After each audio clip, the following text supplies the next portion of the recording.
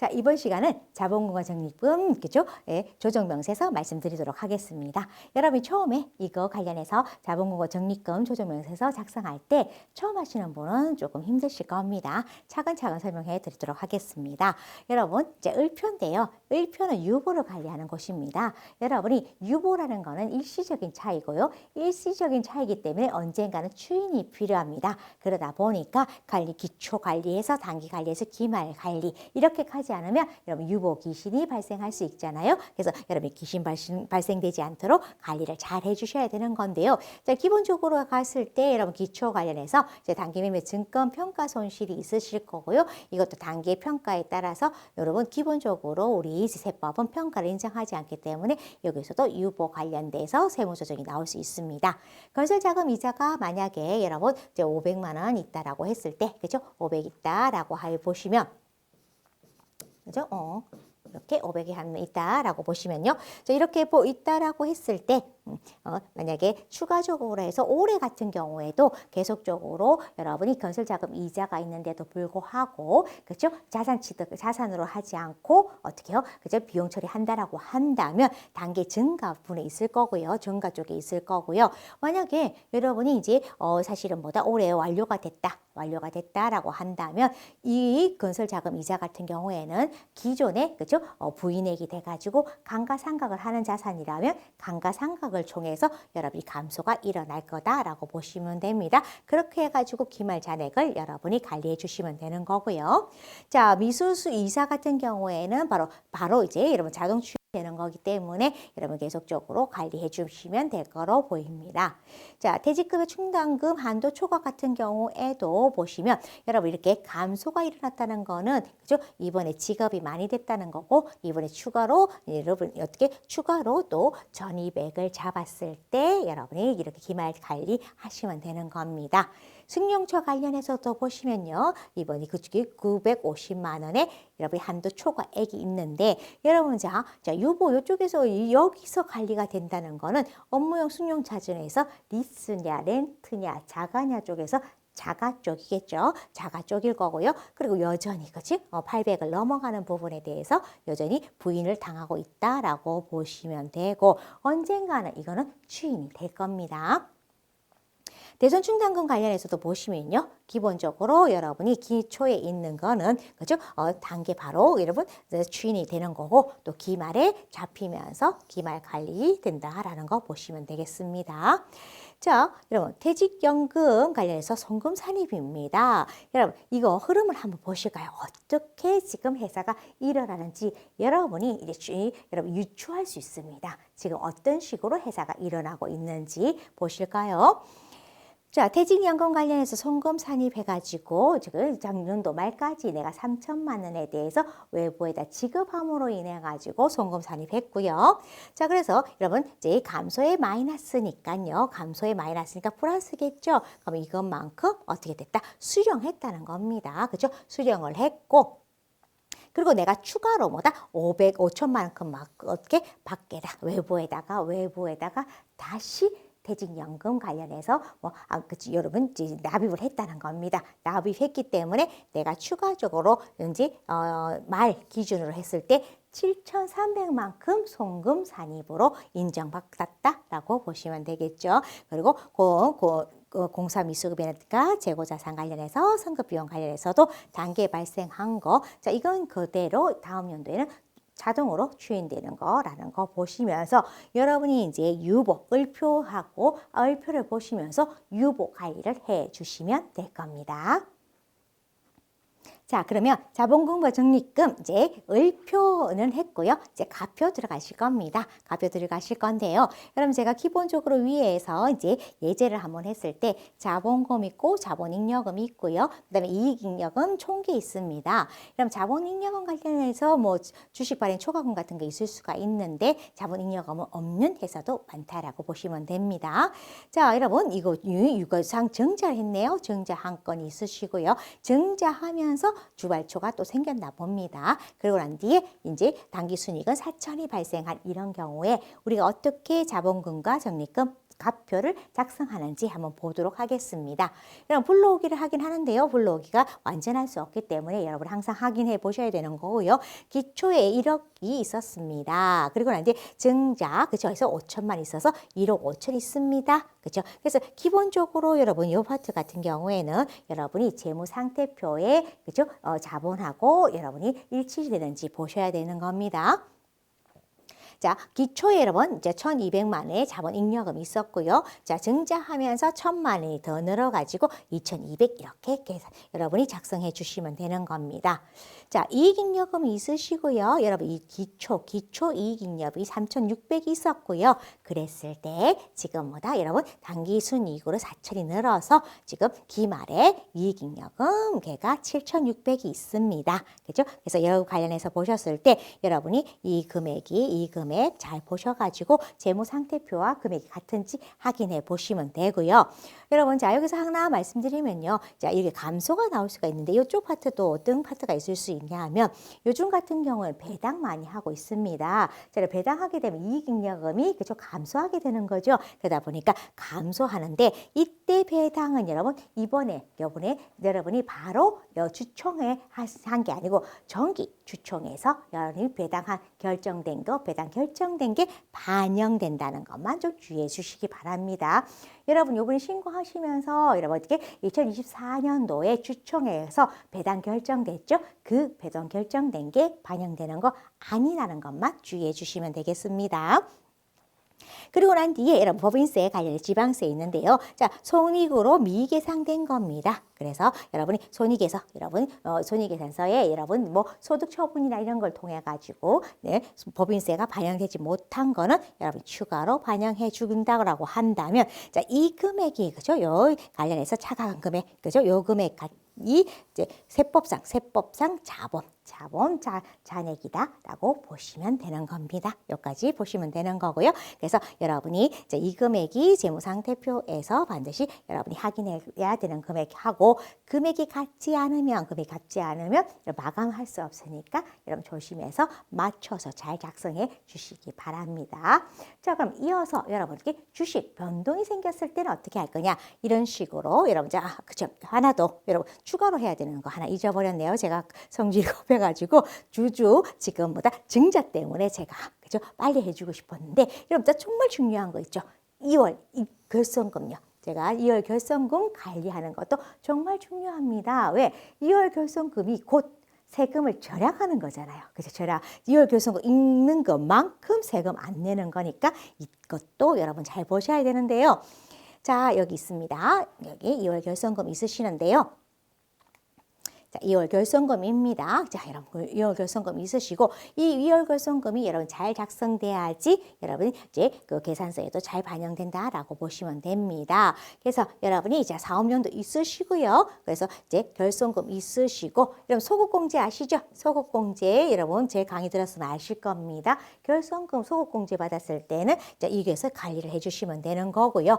기공제 부분 빼가지고 단기에 공제된 게 얼마냐, 그리고 보존된 게 얼마냐, 그리고 기간내냐, 기간 경과내인지인데요. 차근차근 한번 설명해 드리면요. 일단 발생이 합니다. 발생한 것 중에서 결손금이 발생했을 때 소급공제를 썼는지 보는 거고요. 아니면 소급공제를 쓰지 않았으면 2월 돼가지고 기공제됐는지 보는 거고요. 자, 기공제됐는지 보는 거고, 여러분 어떻게 이제 관련해서 보존됐는지 보는 거는 뭐냐 했더니 여러분이 그죠? 자산 수중익 같은 경우에 여러분들이 입금 산입이잖아요. 그럼 자산 수중익 같은 경우 받았을 때 채무 면책 받았을 때 입금이고 자 자산 수중익 받아가지고 좋은데 세금 내고 나면 여러분 제가 여력이 없는 거고 이렇게 자산 수중익 받은 이유가 2월 결손금 보존 때문이다 라는 수도 있잖아요. 그랬을 때는 이렇게 자산 수중익을 그죠? 입금으로 보지 않는 그런 규정이 있으실 때 나는 이렇게 2월 결손금으로 보존합니다라는 거를 여기다 여러분 의사표시를 해주시면 되는 겁니다. 그래서 기간이 경과된 거, 그치? 기간이 경과된 것 중에서 자산 수중익 받아가지고 이 자산 수중익을 2월 결손금과 보존하겠습니다라는 의미에서 이 보존을 여러분이 관리해 주시면 되는 겁니다. 자, 15년 내냐? 또는 10년 내냐, 5년 내냐에 따라서 달라지는데요. 여러분이 기한내인지 기한경과인지도 반드시 고려를 해주셔야 되는 거고요. 자, 기간이 경과된 것도 이 보존 때문에 관리는 해주셔야 된다라는 거 말씀드리고, 그랬을 때 기본적으로 여러분이 이제 단기에 공제된 게 얼마냐라는 거죠. 단기에 공제된 게 얼마냐라고 보았을 때 일단 읽어보시면 사촌이 있었고 기공제돼가지고 있는데 이거는 기간으로 끝난 거. 그렇죠? 기간 끝나고 얘는 이제 자산 수준이만 기다리고 있겠죠? 관리는 해주셔야 됩니다. 자, 그러고 난 뒤에 여러분 5천이 있었습니다. 5천이 있었는데 단기에 5천을 썼습니다. 그렇지? 그래서 단기에 5천을 써가지고 이제는 없습니다. 그렇죠? 기간 내 건 없습니다. 그죠? 이렇게 여러분 관리해 주시는 거죠. 그러면 기간 내금의 기간인지 경과된 거 관련해서 여러분이 어떻게 관리해야 될 건지가 앞으로 여러분이 계획이 되고 확실하게 정리가 될 수 있는 거잖아요. 그래서 여러분이 6월 결손금도 하나의 의미가 있고 그때 여러분이 정리를 해 주셔야 됩니다. 제가 그냥 한번 정리 다시 한 번만 해볼게요. 어떻게? 여러분이 결손 생기면 해주시고요. 근데 저는 이제 이 결손금이 생겼을 때는 여러분 사실은 이건 2월 결손금 파트잖아요. 결손금이 생겼을 때는 원래는 작성하는 건 아닙니다. 그렇지만 올해 내가 결손금이 생겼다라고 했을 때 저는 2월 결손금에 여러분 여기다 입력을 해놓습니다. 그렇게 되면 내년에 갔을 때 작년에 결손금 있었나? 고민할 필요가 없잖아요. 그러다 보니 2023년도에 결손이 생겼다 하더라도 그냥 2월 결손금에다가 2023년 10월 30일이 발생한 금액을 적어주셔도 됩니다. 그래서 자, 소급 공제했습니까? 아닙니다. 그럼 공제된 거, 기공제된 거 있습니까? 그렇죠? 그리고 이제 관련해서 단기에 공제할 거 요번에 이제 그 가세, 그죠? 가세 표준이 생겼습니까? 라는 개념이시고요. 자, 보존이라는 건 어떨 때? 그죠? 이렇게 이제 그 기간 경과된 거 관련해서 보존할 때 쓴다. 그 외에는 기간 내 금액과 기간 경과 관리하는 것까지 해서 정리를 한번 해드렸습니다. 자, 이렇게 해서 자본금과 적립금 조정 명세서 관련해서는 여러분이 달인이 되시기를 바랍니다. 자, 이번 시간은 주식 변동 관련해서 여러분이 있었을 때 명세서 제출하는 겁니다. 이게 중요한 건 뭐냐면 여러분이 이렇게 자본의 변동이 있다, 주식의 변동이 있었을 때 명세서를 제출 안 하게 되면 가산세 문제가 있기 때문입니다. 가산세도보다 여러분 자본금의 1%이기 때문에 금액이 큽니다. 그래서 이건 여러분 주의해서 들어주시기 바랍니다. 자, 그래서 여러분 어떻게 이제 예전 같은 경우에는 이렇게 가산세가 있다 보니까 여러분 습관적으로 주식 변동이 없더라도 이렇게 명세서를 제출하다 보니까 국가가 막아놨습니다. 어떻게? 자, 여러분이 신고할 때요. 주식 변동이 있었는지 없는지를 자, 의사표시를 해달라고 하는 겁니다. 그래서 이렇게 주식 변동이 있었습니다. 여라고 되어 있어야 명세서가 제출됩니다. 그래서 반드시 여러분 주식 변동이 있으시거나 여러분 자본 변동이 있으시게 되면 반드시 여로 하셔가지고 명세서 제출해 주시기 바랍니다. 자, 그러면 먼저 여러분이 자신 관련해서 기본적인 이제 전산 관련해서 한번 설명드리고 실전으로 들어가도록 하겠습니다. 자, 이렇게 생긴 게 여러분 어떻게 주식 등 변동 상황 명세서입니다. 그러면 크게 여러분 두 개로 나눠져 있는데요. 일단 주식 관련해서 보세요. 어떻게? 자, 주식 등 변동이 있다라고 하는 겁니다. 그리고 난 뒤에 양도가 있을 때는 양도는 별도로 양도 명세서를 작성해 주셔야 된다라고 보시면 되고요. 여러분 전년도 블록이 만약 기존에 자료가 있으시다고 한다면 여러분 자본금 변동이 그죠? 자동으로 되어 있는 거고 아니라면 내가 여러분 아니라면 뭐냐 하면 이렇게 물음표 적혀져 있죠. 이거 클릭해서 작성해 주시면 되는 겁니다. 그래서 이렇게 주식 관련된 정보가 있으시고 이 주식을 누가 가지고 있는지 주주와 관련된 정보도 여러분이 세세하게 입력해 놓으셔야 됩니다. 그렇죠? 그래가지고 여러분이 일단 그렇죠? 어떻게 관련 크게 탭은 두 개가 있습니다. 주식 관련된 정보 그리고 주식이 양도 관련된 정보. 자, 주식 관련해서는 자본금 관련해서 크게 기초 기말 관련된 거 있으시고 이걸 누가 가지고 있는지 주주 그죠? 주식과 출자 지분 주주와 관련된 사항이 있다라고 보시면 됩니다. 자, 그랬을 때 여러분이 주주 관련해서 보시면요. 일단 뭐다 이게 기초액이 있으시고요. 뭐 증감이 있으시면 증감 관련해서 하시면서 여러분이 하시는데 여러분 어떻게 지배주주 자 지배주주 그죠? 가장 주식이 많으신 분, 지배주주 본인 기준으로 해가지고 이게 특수관계 여부도 포함되어 있습니다. 그래서 요거 관련해서 한번 보실 거고요. 그리고 마지막에 보시면 자기 주식 관련된 정보도 있습니다. 자기 주식 관련해서 보시면요. 어떻게 돼 있어요? 자, 주식을 보유하고 있습니까? 네, 있습니다. 자기 주식 얼마 가지고 있습니까? 1000주 있습니다. 목적이 뭡니까? 주식 소각 외입니다. 저는 재발행할 목적이에요. 라고 해서 자기 주식 관련된 정보도 들어있다라고 보시면 되는 거고요. 자, 그러면 그리고 난 뒤에 여러분이 자, 만약에 여러분이 이제 작성이 안 돼 있다. 그러면 제가 물음표 해가지고 정확하게 이 관련해서 이제 여러분이 작성을 해주시는데 기초에 만주가 있었습니다. 주당 5,000원입니다. 그래서 5천만 원 있었습니다. 기중에 변동이 있었습니다. 라는 겁니다. 유상증자도 했고요. 이익소각도 했고요. 기타 자기 주식 한 같은 경우 그죠? 관련돼서 있었다라고 했을 때 여러분이 요 관리해 줘야 된다는 것까지 한번 실전에서 말씀을 드릴 거고요. 자, 그러고 나면 여러분 이제 만약에 그죠? 어떻게 양도가 있었다. 그죠? 이렇게 주식이 양도가 있었다라고 한다면 이것도 파악해 주셔야 됩니다. 주식 양도 파악해 가지고 누가 그죠? 박대한이 여러분 양도를 했습니다. 그래서 3,000주가 양도됐다라는 이 정보까지 해서 양도 명세서까지 작성해 주셔야 되는 건데요. 자, 이렇게 해서 여러분 이거 같은 경우에는 여러분이 법인세에 신고할 때 제출하지 않으면 그죠? 여러분이 부담하게 되는 가산세 중에서 중요한 부분이기 때문에 실전에서 이어서 말씀드리도록 하겠습니다. 자, 주식 등 변동상황 명세서 작성 들어가도록 하겠습니다. 여러분, 주식 등 변동상황 명세서는요, 일단 신고서에 주식 변동이 있다는 걸 표시해 주셔야 됩니다. 이거 잊지 마시고요. 특히나 주식 변동 명세서가 누락되게 되면 가산세 있으니까 조심하시기 바랍니다. 자, 여러분 들어갔을 때 일단 기본적으로 전년도에 만약에 작성된 게 있으면 불러올 수 있습니다. 저희는 작성된 거 없다라고 보고 다시 작성하도록 하겠습니다. 여러분 책을 참조해 주시면 되고요. 여러분이 일단은 기초에 얼마가 있었고 기말에 자본이 얼마가 있었는지부터 들어가도록 하겠습니다. 기초에 여러분 이제 만주가 있었습니다. 만주가 5,000원입니다.